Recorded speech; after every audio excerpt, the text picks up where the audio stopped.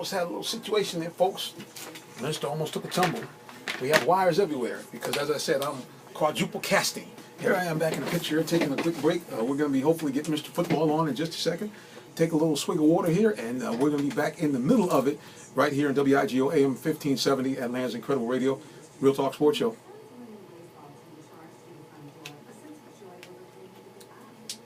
See, this kind of stuff you don't see normally because this is all edited out. But what happens when you go live? You see it all behind the scenes. We're going to go to the headset right here. Go to the little mini headset. And again, if you are watching this broadcast, you can tune in 40436, you can call us 404-361-1571, and you can go ahead and call in and talk to us about the Falcons versus Saints. Hey, we are back. I'm your host here, Minister Jonathan Simmons, as we broadcast to you right here on Atlanta's Incredible Radio, WIGO AM 1570. Now, here's a good thing. Our station is right on the edge of technology. Number one, we broadcast to you online, www.wigoam.com. We also broadcast on TuneIn Radio. That means you're accessible to us through the TuneIn Radio app. It's a free application. If you haven't downloaded it, you can go ahead and do so because, like I said, it's absolutely free. Actually, you have a choice. You can put in WIGO or just put in Real Talk Sports, and voila, you will find us right there on the air. So, again, you can check us out. Now, here's the other good thing. You can actually go right now to my website, www.realtalksports.net, and you can actually see a live broadcast right now. You can actually see my smiling face streaming to you from the studios. I hope that does not discourage you from watching or listening to the program once you see my smiling face, but nevertheless, I am here live for you. And also, you can check us out on Facebook. You can also check us out on Twitter, because we are everywhere. Twitter at TalkSportsATL. That's also the way you find us on Instagram. And please like us on Facebook, Real Talk Sports. We're waiting again for Mr. Football to give us a call and talk to us a little bit about Falcons Saints. Also, we were told by many of our Twitter followers that they weren't scared. They said they were going to call up and talk a little junk about the Falcons versus the Saints.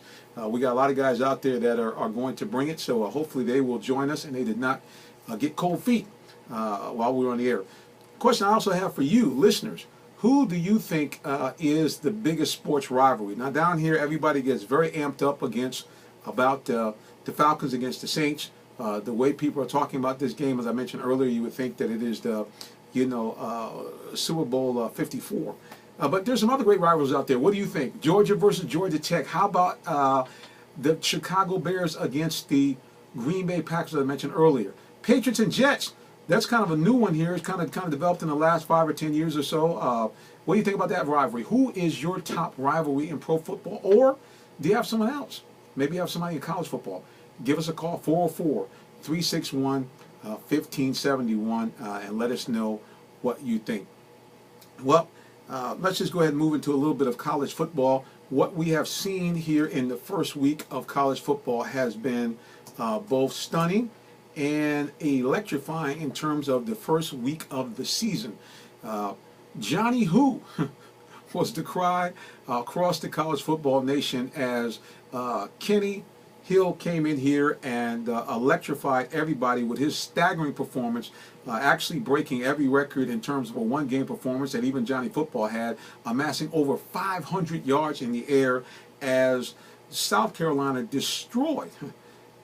Texas A&M destroyed South Carolina 52-28 in South Carolina. That's why they went to Columbia and beat the brakes off of them.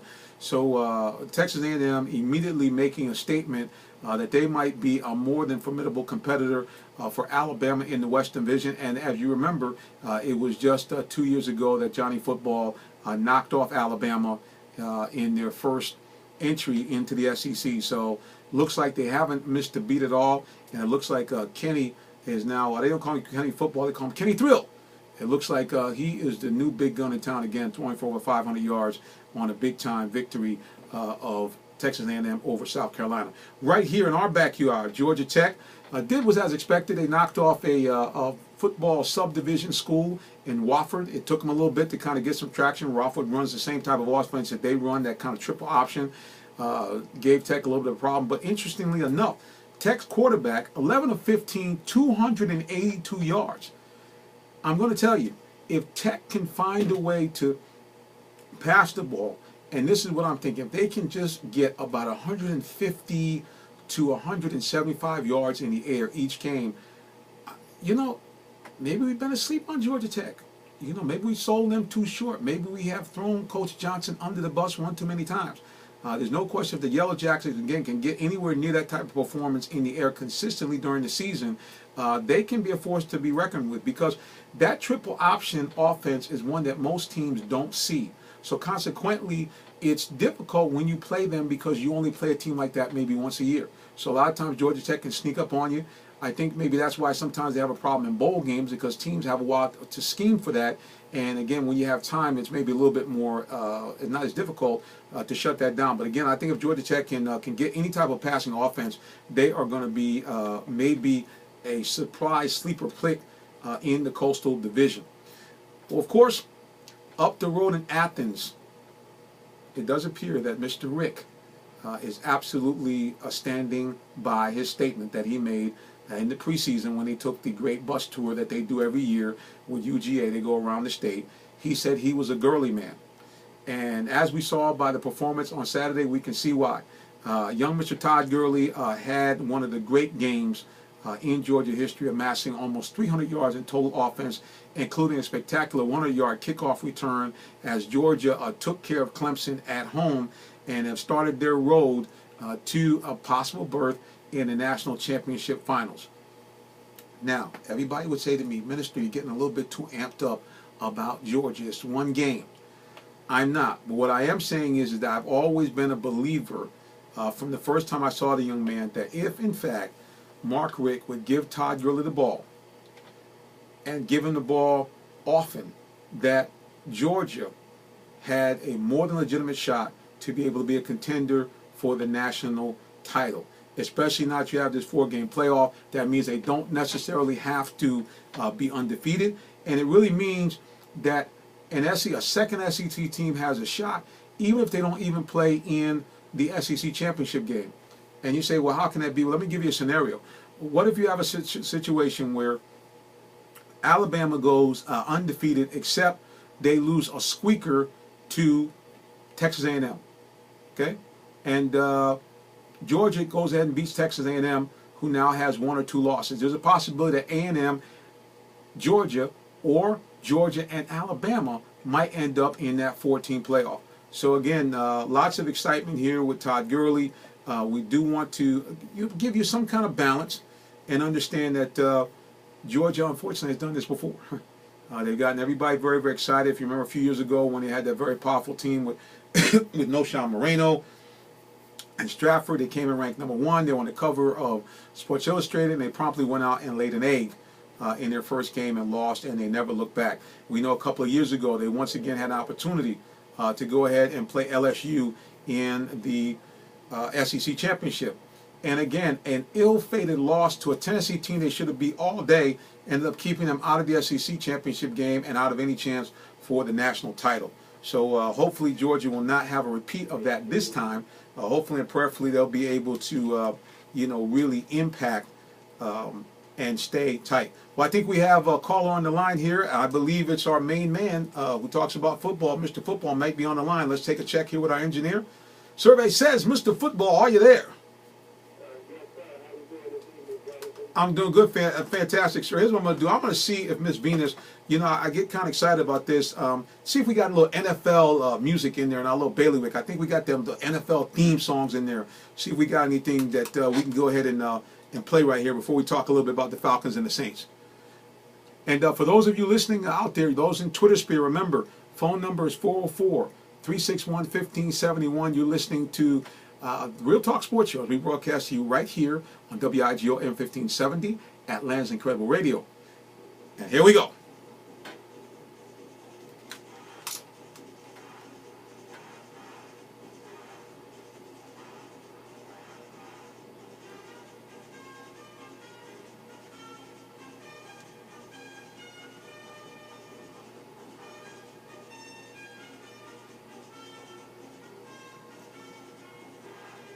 And if that doesn't get you in the mood for football, I don't know what does. That's from NFL Films, the great composer Sam Spence, with the great horn composition that when I was a young man I listened to all the time. Mr. Football, does that bring you back to NFL Game of the Week back in the day, sir? I didn't want to go all the way back that far. We was just a little young for football at that time, but no question, those were in the days long before ESPN or Fox Sports 1, where each week they had NFL Game of the Week and Sam Spence's music, and along with the late, great John Facenda, who talked about the frozen tundra of Green Bay. I know as a young man, I used to look forward to that each and every week.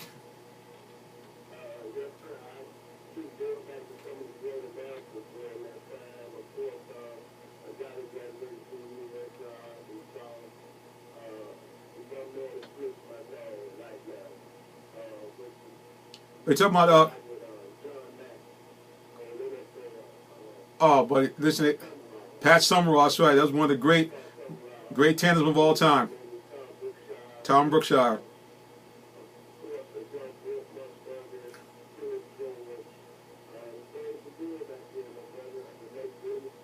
Jimmy the Greek, the guy that first let us know that gambling was going on all the time in the NFL.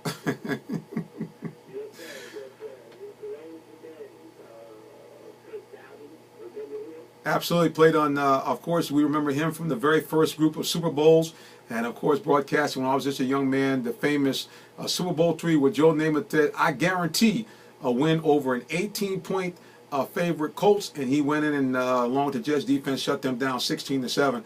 And for those of you young cats who are thinking, daggone, you're talking like my grandfather, well, go ahead and Google it up, and you can find some of the great games in history. And then, of course, later on in the 70s, of course, the great duels between the Cowboys and the Steelers, playing not once but twice in the Super Bowls, and just a wonderful, wonderful situation back in those days. But right now, Vince, the big rumbling around town is, of course, what's happening in Atlanta at the Dome, 1 o'clock on Sunday. Who Dat Nation against the Dirty Birds, doing it again, but this time to kick off the season. What do you think, sir? Falcons or Saints to win the first game of the season?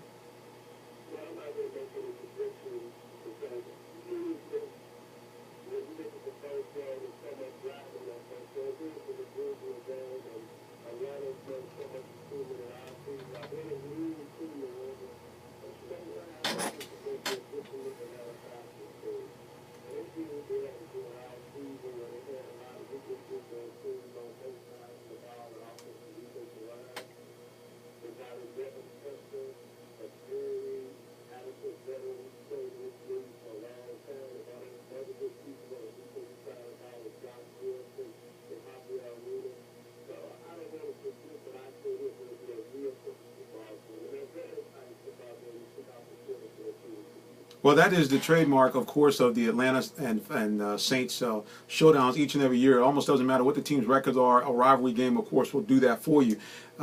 Certainly looking at the Falcons, one of the guys that you know that I'm going to take a look at here are some of the new guys.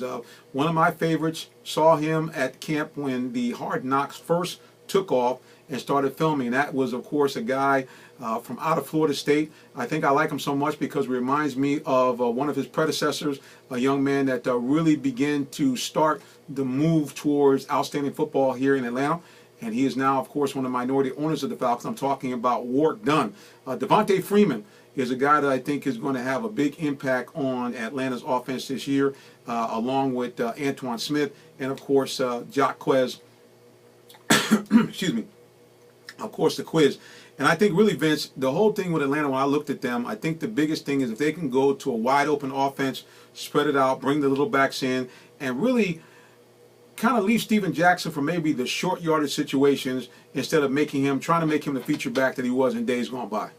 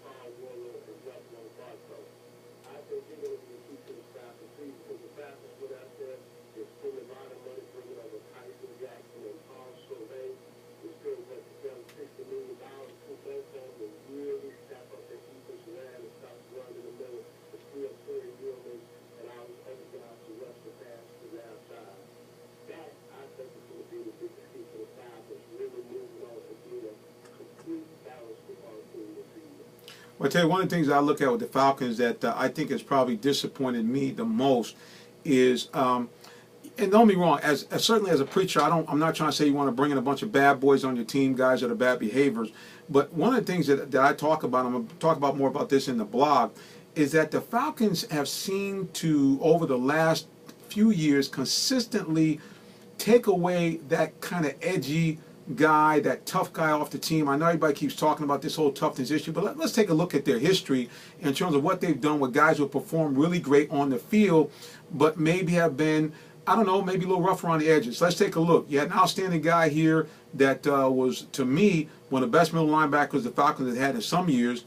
Inexplicably, the Falcons don't re-sign him and let him go to their arch rival, the Saints, where he's consistently been one of the top 3 tacklers in the NFL. I'm talking about Curtis Lofton. Then a guy I like, I've interviewed him on my show, John Abraham, a guy who had more sacks than anybody in the Falcons last year.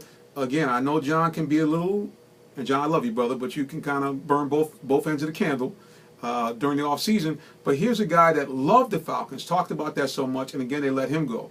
And you had another guy, of course, in Brent Grimes, who jumped out of the building. Again, didn't pay him. Why won't the Falcons keep their own homegrown big play people, Vince? Well, the Falcons three players. There were 3 good Falcons players to live out to this organization. Starting with Curtis Lofton. You got to understand Curtis Lofton was going to pay big money. And I understand if you try to put together a team, you have to try to say, well, this guy, he knows the good players, we know the people, but we see what the money over the years and we try to build this football team. So I can understand that man Curtis Lofton was going to get warned. With John Abraham, it's the same situation. John Abraham was about $5-6 million a year, whereas the Falcons didn't have nothing really in place to replace him from a defensive standpoint as far as getting to the passer. But I understand both parties there. Abraham was get paid, they had those women getting $5 a year. The Falcons didn't re-sign him. And then the final guy, when you look at it all in all, the last guy too, you say John Abraham, and who's the last player? Brent Grimes. Remember, Brent Grimes is coming off the torn Achilles heel. And that's playing the quarterback position, going 50-50, he's going to be able to bounce back from that. So I understood what the Falcons were going for him. It did address that position. It drafted Desmond Trufant. Last year, number 1 overall. They got Robert Alford in the 2nd round. So they're pretty stacked at that position. Brent Grimes came from the industry out there for Bobby Man. Sure has.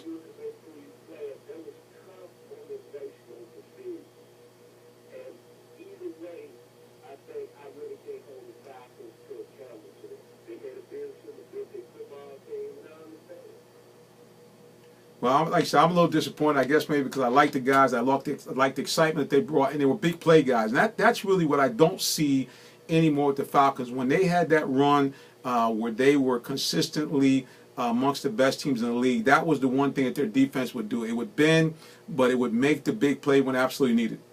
But you have to understand something. They did have that one player back when they went 2 years ago to the NFC Championship game. They had a guy who was coming into his own to the linebacker position. Unfortunately, before the training camp started this year, he got hurt and extended the season ended injury. Sean Witherspoon. Sean Witherspoon was going to be one of those top 10 linebackers in the game, man. Check his stats. He was one of the guys from that position that could really be a playmaker. He got hurt, and you really can't do anything like that because you're going to have injuries in this game. No doubt. No doubt. Like I said, that's just been my disappointment. I just feel like they had such a really a defense that really could have gelled. And if those 3 guys could stay along, I mean, I certainly felt that first year with Lofton and with Witherspoon. I looked at those 2 guys and said, okay, the Falcons got something they can build on for years to come. But like you said, I guess they felt the economics weren't there. But like you said, they paid these guys and they just got a ton of money. So I just don't understand it, Vince. All right.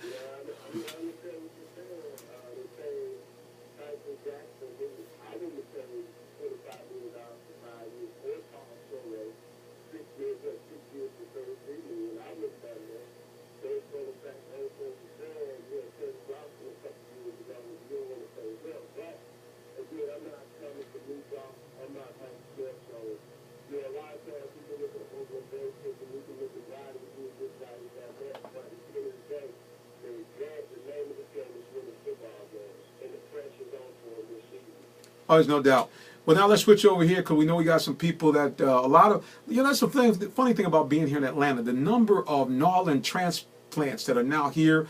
Obviously some of it because unfortunately of Hurricane Katrina, but everywhere I go, man, there's a lot of New Orleans people here. So now to show them some love because they accused me of maybe being one-sided on the program. I told them I wasn't going to do it. Saints, 10 wins last year, knocked off by the eventual Super Bowl champions. How do they look in this game, and how do they look in terms of going into 2014?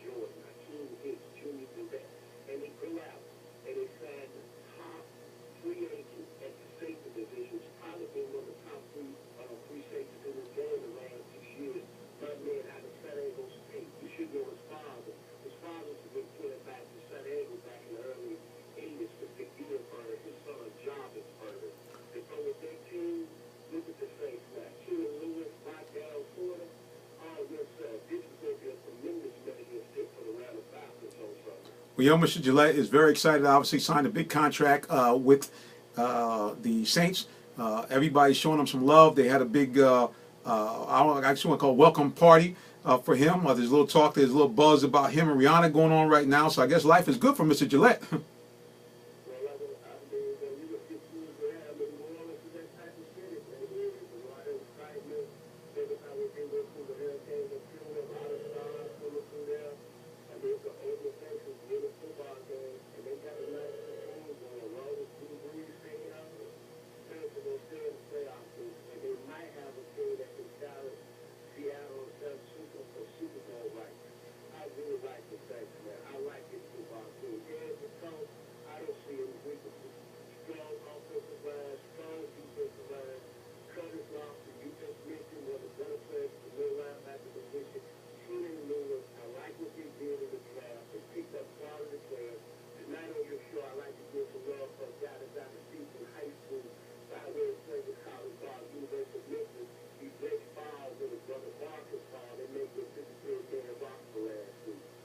Well, there's some shout outs right there. Well, listen, we're going to take a little quick break here, and we're going to continue to talk some Falcons and some Saints. And then, of course, Mr. Football, I can't let us go without talking a little bit about my boys, the Green Bay Packers, who are about to tee it up in just a second, if they have not already, against the defending Super Bowl champions, the Seattle Seahawks. You're listening to the Real Talk Sports Show as we broadcast to you on WIGO, Atlanta's Incredible Radio.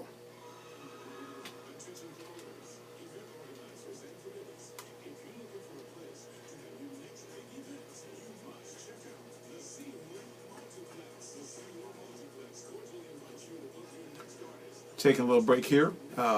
Hopefully you guys are enjoying the program. And please follow us Twitter at TalkSportsATL. Also Instagram.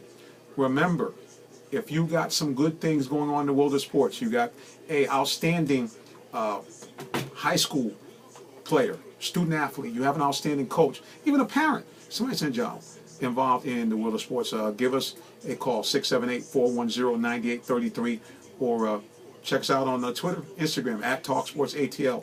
Send us an email, jsimmons@realtalksports.net. I'm going to take a little video break right now. Just hang tight.